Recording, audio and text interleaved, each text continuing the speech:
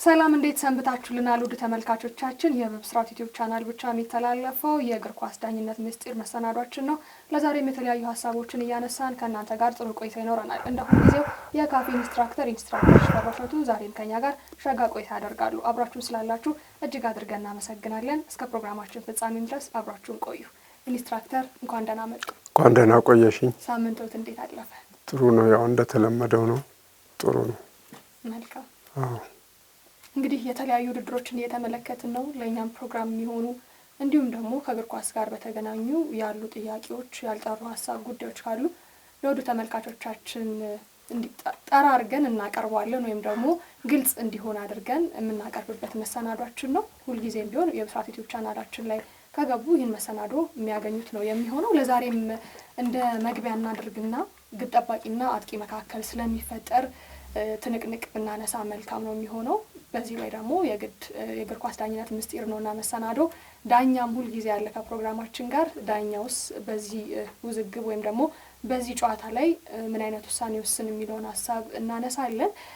እንደው ኳስ ይዞ የነበረ አንድ ግብ ጠባቂ ድንገት ኳስ ከእጁ ቢወጣ ወይም ደግሞ አመለጠው ልንል እንችላለን። የያዘው ኳስ ቢያመልጠውና በጣም ደግሞ ፈጣን የሚባል አጥቂ የተጋጣሚ ቡድን ተጫዋች ሩጦ መጥቶ ግብ ሊያስቆጥር ሲል ያ ከእጁ ኳስ ያመለጠው ግብ ጠባቂ ዳግም ያችን ኳስ መልሶ ቢይዝ ዳኛው እዚህ ጋር ምን አይነት ውሳኔ ሊያደርግ ይችላል ወይም ምን አይነት ውሳኔ ይወስናል የሚለውን እንመልከት። ኦኬ፣ አመሰግናለሁ። እንግዲህ እንዲህ የመሰሉ ጥያቄዎች ብዙ ጊዜ ኢንተርናሽናልም ናቸው፣ ማለት ዓለም አቀፋዊ ይዘትም አላቸው። አንዳንድ ጊዜ እንዳውም በልዩ ልዩ መገናኛዎች ሁሉም ይጠቅማሉ የሚያሰኙ አይነት ጥያቄዎች ተይዘው ውይይት ሲደረግባቸው እናያለን እና ብዙ ሰዎች ኮሜንት ይሰጡበታል። በዋትስአፕ በዚህ በዩቲዩብም ይሰጣሉ፣ በፌስቡክም ይሰጡበታል እና እንደ አከራካሪ ነገር እያደረጉ የሚያቀርቧቸው ነገሮች ስላሉ እኛም ለውድ የፕሮግራማችን ተከታታዮች ይሄንን አከራካሪ ናቸው የሚባሉትን የለቀምን እያመጣን እኛም ደግሞ አስተያየት እየጨመርንበት ነው ወደፊትም ቢሆን እንደዚህ እየሰራን የምንሄደውና እንደነዚህ አይነት ሀሳቦች በጉልህ ይታያሉ። ለምንድን ነው? ከጀርባቸው ትርጉም አዘል ነው ተብሎ ስለሚገመት ነው። አከራካሪነትም ስላላቸው ነው። አሁን እንዳነሳሽው ከዚህ የመጣች ኳስ በርቀት የመጣች ኳስ ግብ ጠባቂው ይይዛትና ልክ ከእጁ ላይ ትነጥራለች። እንደያዛት ከእጁ ላይ ትነጥራለች። ከነጠረች በኋላ መሄድ ስትጀምር ፈጣን አጥቂ የምንለው እንግዲህ 11 ቁጥር አለ። ከዚህ ፈጥኖ የሚመጣ ነው እና እየመጣ ነው እንደዚህ። ልክ ይሄን ኳስ እንግዲህ ሊያገባው የሚችልበት ሁኔታ ላይ ነው ያለው። በዚህ ጊዜ ምን አረገ? ግብ ጠባቂው ተወሩሮ ሄዶ ኳሱን ያዘው ነው። አሁን ሁለት ነገር እናያለን። እንደ ማንኛውም ጨዋታ ሳይሆን እንደ ቡድን ደጋፊው የቀዩ ቡድን ደጋፊ ወይም እንደ ቲሞቹ እንደ ቡድኖቹ ስሜት ፍላጎት ከሆነ ቅጣት ላይ ያዘነብላል። እንደ ተከላካዮቹ እንደ ቢጫዎቹ እንደ ቀዮቹ ተከላካዮች እንደ ቀዮቹ ተጫዋቾች ቢሆን ደግሞ ምን አረገ ነው የሚያሰኘው። ምክንያቱም ግብ ጠባቂ ስለሆነ ለማዳን ነው ከእጁ ነው ያመለጠው የሚል ነገር ሊመጣ ይችላል። ስለዚህ አሁን ዳኛው በሁለቱም በኩል ላይ ሆኖ ውሳኔ ሲሰጥ ምንድን ነው የሚያገናዝበው? እሱ ግብ ጠባቂ ኳሱን ያዘ? አዎ ያዘ። ከዛ የህጉ ምን ይላል? የያዘውን ኳስ በ8 ሰከንዶች ውስጥ ወደ ጨዋታ ይለቃል ነው። 8 ሰከንድ የሚለውን መቁጠርም ሳይጀምር ዳኛው ግን የያዘው ኳስ ከእጁ አመለጠው ነው። ካመለጠው በኋላ ፈጣኑ አጥቂ መጣ ሊያገባበት ሲል ዘሎ እንደገና ያዘው ነው። ስለዚህ ምንድነው አንዱን ኳስ የያዘውን ኳስ ከለቀቀው ወደ ጨዋታ ለቀቀው ወይ ነው አሁን ትልቁ ጥያቄ፣ የህግ ጥያቄ። ሪሊዝ አድርጎታል ወይ ወደ ጨዋታ ለቆታል ወይ ነው። አልለቀቀውም። አሁን መልሱ ይሄ ነው፣ አልለቀቀውም። ኳሱ ምንድን ነው የሆነው? ከያዘው በኋላ ከእጁ ላይ ዱብ ነው ያለው እንጂ ወደ ጨዋታ አልለቀቀውም። በራሱ ፈቃድ በራሱ ተነሳሽነት ሳይሆን ድንገት ነው ኳሱ ለቀቀ። ደግሞ ይሄንን ደግሞ ህጋችን ምን ይላል? አንድ ግብ ጠባቂ ኳሱን በእጁ ይዟል፣ ወደ መሬትም ሲጥለው በእጁ እንደያዘው ነው የሚቆጠረው። ወደ ላይም እንደዚህ ቢያጉ ነው ወደ ላይ እንደዚህ ተመልሶ እጁ ላይ ነው የሚያርፈው። ስለዚህ በእጁ እንደያዘ ነው የሚቆጠረው። ለዚህ ነው ግብ ጠባቂዎች እንዲህ ካረጉ በኋላ መልሰው ሊይዙ ሲሉ አንዱ በቴስታ መጥቶ ሊያገባ የማይችለው እንጂ ይገባ ነበረ ብዙ ጊዜ።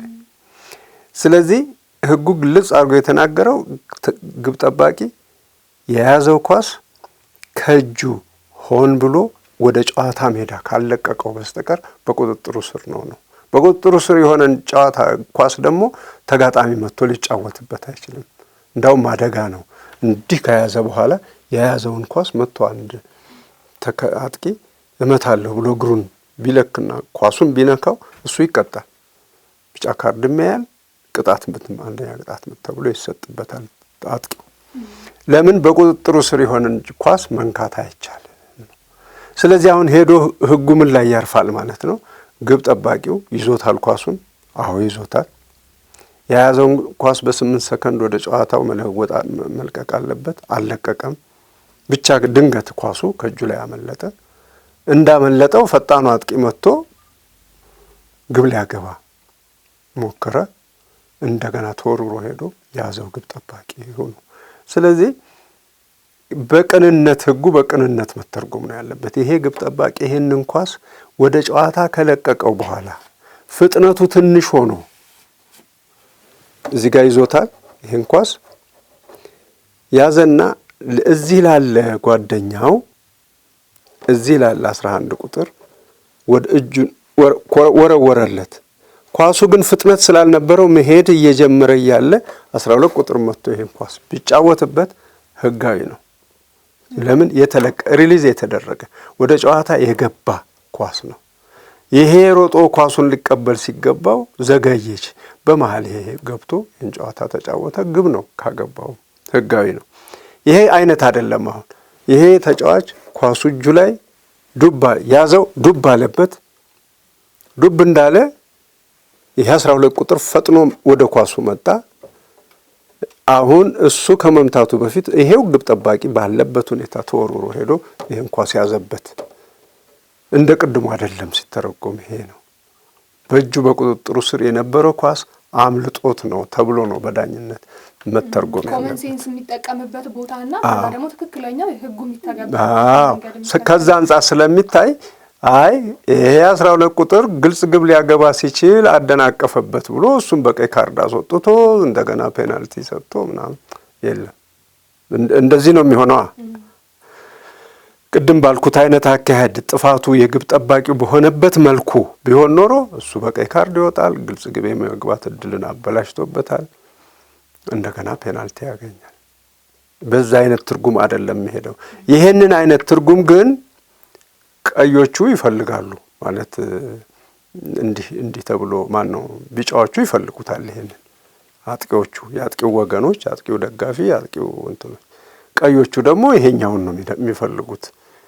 አሁን ለእንትን ሲታይ ቀዮቹ ያሉትን እኮ ታዲያ ዳኛው ደገፈ ሊያሰኝ ይችል ነበረ። ግን ወደ ህግ ሄደን ደግሞ ስንተረጉመው የሚደገፈው ይሄ ሀሳብ ነው እና ቀዮቹን ሊደግፍ የሚችል ስለሆነ እኔ አዳላ ይሉኛል ብሎ ዳኛው ግን መተው የለበትም። ህጉን ነው መተርጎም ያለበት። እንደዛ ነው የሚሆነው። ጥሩ ኢንስትራክተር፣ ወደ ተመልካቾቻችን ግልጽ ሆኖላችኋል ብለን ተስፋ እናደርጋለን። በእለት ወደ ያዝነው ሁለተኛ ጉዳይ እንግባና አንድ ተጫዋች እንደው ስለ ትጥቅ አውርተናል ከዚህ ቀደም አይደለ? እንደሚፈተሽ ዳኞችም ሁሉ ነገር ከመጀመራቸው በፊት ቀድመው እንደሚመለከቱት ተነግሯልና ነገር ግን ያ የተፈተሸ ትጥቅ በትክክል አድርጎ ገብቷል የተባለ ነገር ግን በጨዋታ መሀል ምናልባት መበላሸት ሊገጥመው ይችላል፣ ወይም ደግሞ አለመስተካከል ድንገታዊ ነገር ሊፈጠር ይችላል። ጫማው ሊወልቅ ይችላል፣ የትጥቅ አለመስተካከል ሊኖር ይችላል እና ይህንን በጨዋታ መሀል ላይ ድንገት አንድ ተጫዋች ቢያጋጥመውና ይህን ጉዳይ ለማስተካከል ወደ ከሜዳው ወጥቶ ቢሄድ ዳግም ደግሞ ሲመለስ ድንገት ተጋጣሚ ተጫዋች ላይ ጣልቃ ገብቶ ቢጫወት መጀመሪያ ይቻላል እሱ ትጥቁን ለማስተካከል የወጣ ተጫዋች አስተካክሎ ወደ ሜዳ ሲገባ ተጋጣሚ ተጫዋች ላይ ገብቶ መጫወት ይችላል ወይ? ከተቻለስ እንዴት በህግ አንጻር እንዴት ይታያል? ዳኛው ለነገሩ እዚህ ጋር የሚወስነው ነገርስ ይኖራል ወይ የሚለውን ነገር ብናነሳው መልካም ነው። ጥሩ ነው። ይሄ እንግዲህ ወደ አራተኛው ህግ ይወስደናል። አራተኛው ህግ የተጫዋቾች ህግ የሚለው የተጫዋቾች ትጥቅ የሚለው ነው። ኢኩዊፕመንትስ ኦፍ ፕሌየርስ ነው የሚለውና ይሄ ህግ የራሱ የሆነ ማስፈጸሚያ እንትኖች አሉት፣ ቅደም ተከተሎች። ማንኛውም ተጫዋች ትጥቁን አስተካክሎ ወደ ሜዳ ይገባል። ኦኬ። እዛ ሜዳ ውስጥ ግን ከትጥቆቹ አንዱ ያልተስተካከለ ይሆናል። ነገር ግን ይሄን እየሸረሸሩት መጥተዋል። አሁን ህግ ያወጡት አካሎች አገሮች እዛው ያሉት ጫማው ሲፈታ እዛው ቁጭ ብሎ ሲያስር ይታያል። እሱ በሽታ መጥቷል። እኛም ሀገር አይደለም እዛው ነው የሚያስሩት ሲፈታ። እንደገና አንዳንዶቹ ደግሞ ይፈቱትና አስረዝመው ክሩ እየረገጡት እንዳይጥሉት በሚባል አይነት ሰበብም ያደርጉና ቁጭ ብሎ ደግሞ ያንን ያስተካክላል። እና ይሄ አሁን ህጉ ግን ሲጀመር ህግ ሆኖ በትክክል ተቀምጧል። ጫማውን ወጥቶ ነው የሚያስተካክለው። ሄዱጣ ተብሎ ነው ዳኛው ነው የሚያዘው። ገንባሌው ላይ ችግር ቢፈጠር፣ ቁምጣው ላይ ችግር ቢፈጠር፣ ማሊያው ላይ ችግር ቢፈጠር ሂድ ወጥተህ አስተካክል ነው የሚለው። ይሄ ያለ እሜዳው ውስጥ ግን ትጥቁን እንዲያስተካክል እየተደረገ ነው። አሁን ህጉም ላልቷል። ይሄን ያደረገ ብለው ዳኞቹም ሲቆጣጠሩ አናይም። የላለ ህግ ነው አራተኛው ህግ በዚህ በኩል። አሁን ከዛው በመነሳት በሁለት መልክ ነው አንድ ተጫዋች ከሜዳ ውጪ ትጥቁን ማስተካከል የሚችለው። አንዱ እሱ በፈቀደ ሰዓት ነው። እሱ በፈቀደ ሰዓት ሄጄ ጫማው አጥብቆኛል ሌላ ጫማ ልቀይር ብሎ ሊወጣ ይችላል። የሚከለክለው የለም። ህግ ግን አለ ለዚህ። ያንን ህግ ቫዮሌት አድርጎ ነው ይሄን የሚያደርገው። ማንኛውም ተጫዋች ዳኛውን ሳያስፈቅድ ከጨዋታው ሜዳ ውጪ መውጣት አይችልም። ራሱን የቻለ ቅጣትም አይደለም። በቃ ስለዚህ ይሄ ስለሆነ ሳያስፈቅድ ከወጣ ቢጫ ካርድ እንዳለው ማሰብ አለበት። አንድ አስተካክያለሁ ጫማዬን ጥሩ የሚመቸኝን አድርጌያለሁ ብሎ ደግሞ አሁንም ሳይፈቀድለት ደግሞ ይገባል። አሁን እዚህ ላይ ነው እንግዲህ ዳኛውን ፈተና ላይ ይጥላል። ምንድን ነው የሚሆነው? ሳያስፈቅድ ገብቶ ሳያስፈቅድ ወጥቶ ሳያስፈቅድ የሚገባ ተጫዋች ምንድን ነው የሚሆነው? እንደ ማንኛውም እንትን ሆነ ማለት ነው። ህግ የለም ማለት ነው። ስለዚህ ሲሪየስ ከሆነ ዳኛው አንዳንዶቹ ምን ያደርጋሉ? ለረዳት ዳኛው አጠገቡ ላለው ልግባዊ ብለው ይሉትና በመንፈስ ተረድተው በስሜት ተረድተው ገብቶ ሊሆን ይችላል። ስለዚህ ረዳት ዳኛው ማዳን አለበት። የረዳት ዳኛው ትብብር፣ የአራተኛው ዳኛ ትብብር ያስፈልገዋል ለዳኛው። አለበለዚያ አሁን ልክ እንዳልነው ሳያስፈቅድ ወጥቶ ሄደ፣ ደግሞ እንደፈለገው ደግሞ ጨርሶ ደግሞ ሳያስፈቅድ መልሶ ገባ፣ በቀይ ካርድ ይወጣል። እዚህ ጋር ምንም ድርድር የለም። በዛው ሊቀር ይችላል ሳይመለስ። በቃ ግን አስተዳደራዊ ነገር ስላለ አራተኛ ዳኛም ስላለ መቼም አራተኛ ዳኛው ሳይፈቅድ ወይም መፍቀድ ስልጣን የለውም። በመሰረቱ መንገር ነው፣ ማሳወቅ ነው። ረዳት ዳኛውም ቢሆን መንገር ነው። ድሮ ረዳት ዳኞች ነበሩ የአራተኛ ዳኛን ደርበው የሚሰሩት። አራተኛ ዳኛ የሚባል አልነበረም እና በዛ ጊዜ ምንድነው እችን ማራገቢያቸዋን እቻን እንዲህ አድርጎ ይያዝና ልጁን እዚህ ጋር ዘርግቦ እንትኑን መዝግቦ ምናምን ተደርጎ ከዛ በኋላ እንዲገባ ይደረጋል። እንደዛ ነው። ከዛ እንዲገባ ደግሞ ሲደረግ ይሄንን እንደዚህ መጀመሪያ አስወጥቶ የሚቀየር አለ ተብሎ ይሄን አስወጡት ምልክት አሳይቶ ይወጣል። ከዛ በኋላ ሌላ ስለሌለ እሱ ራሱ ይሄንን እዚህ ጋር አድርጎ የሚገባውን ጽፎ ምን ብሎ ግባ ይላል። ግባ ሲል እዚህ በሩ እዚህ አጋማሹ መስመር ላይ ሜዳው አጋማሽ ቦታ ላይ ይሄ እዚህ ጋር እንዲቆም ይደረጋል። እዚህ ጋር እንዲቆም ተደርጎ እንዲገባ ያደርገዋል። ይሄ ረዳት ዳኛ በዚህ ጋር ይሄ ነው አሰራሩ። ከዚህ አሁን ግን የኛው ስራውን ይሰራል። እዚህ አራተኛ ዳኛ አለ፣ ፍተሻውን ያደርጋል። ማስተካከልም ከሆነ አስተካክሏል፣ ስለዚህ ሊገባ ይችላል የሚል ምልክት እዚህ ጋር ዳኛው ቀና ብሎ ሲያይ አዎ ግባ ይለዋል። ያኔ ነው የሚገባው። ይችን ግባ የሚል ፈቃድ ሳያገኝ ከገባ ግን ቢጫ ካርድ ነው። ኳስም ደግሞ ከሜዳ ውጭ መሆን ይጠበቅባታል። ኳስ ከጨዋታ ውጭ ባለችበት ጊዜ ግባ የሚል ትዕዛዝ ሲሰጠው ይገባል። ትጥቁን ውጣና አስተካክል ለማለት ኳስ ከጨዋታ ውጭ እስኪሆን ድረስ ዳኛው አይጠብቅም። ሂድ ውጣና አስተካክለናል ሊለው ይችላል። እንደሱ ካረገ ትዕዛዝ ሰጥቶታል። ሄዶ አስተካክሎ ተመልሶ እስከሚመጣ በአይኑ መዳውን እያየ ይጠብቀዋል። መቆሙን ሲያይ ግባ ሊለው ይችላል። አለዛ ደግሞ ከተጠራጠረ ራሱ ሄዶ ያንን ለውጥ ያለውን ነገር መለወጡን፣ አውለቅ ያለውን ነገር ማውለቁን ሄዶ ገብቶ ያረጋግጣል። በዚህ ኃላፊነት አሁን ተጠቅልሎ አራተኛ ዳኛ ስለተሰጠ ሁሉን ስራ እሱ ሰርቶ ይጨርሳል። ተጫዋቹ እዚህ ጋር ይቆማል። ግባ ሲባል ይገባል። እና ይሄንን ሳያረግ ግን በፈቀደው መልኩ ገብቶ ደግሞ ምን ያረጋል? ኢንተርፌር ያረጋል። ተጫዋችን የሚያጠቃን ተጫዋች ሄዶ ንቅ አድርጎ ሊይዘው ይችላል። በዚህ በኩል ልትወጣ የነበረችን ኳስ ገብቶ ያድናል። ተደራራቢ ጥፋት ነው። ስለዚህ ቢጫ ካርዶች ይሰጡታል ማለት ነው።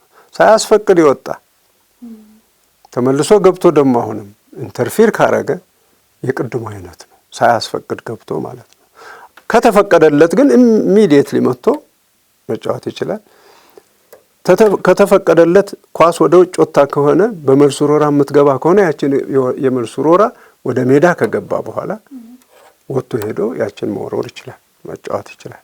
ወደ ሜዳ ገብቷል የገባ ተጫዋች ስለሆነ ማለት ነው። እና ስለዚህ በዚህ መልክ ነው የሚሆነው። ግን ተጫዋቾች ይህንን አያውቁም። እንደፈቀዱ በቃ በሚፈቅዱ ሰዓት መውጣት እንደገና መግባት፣ ይሄ ችግር ነው። እየላላ መጥቷል አንዳንዱ ሕግ እና የሱ መላላት ብዙ ችግር እያመጣ ነው። አሁን እየመከሩበት ይመስለኛል።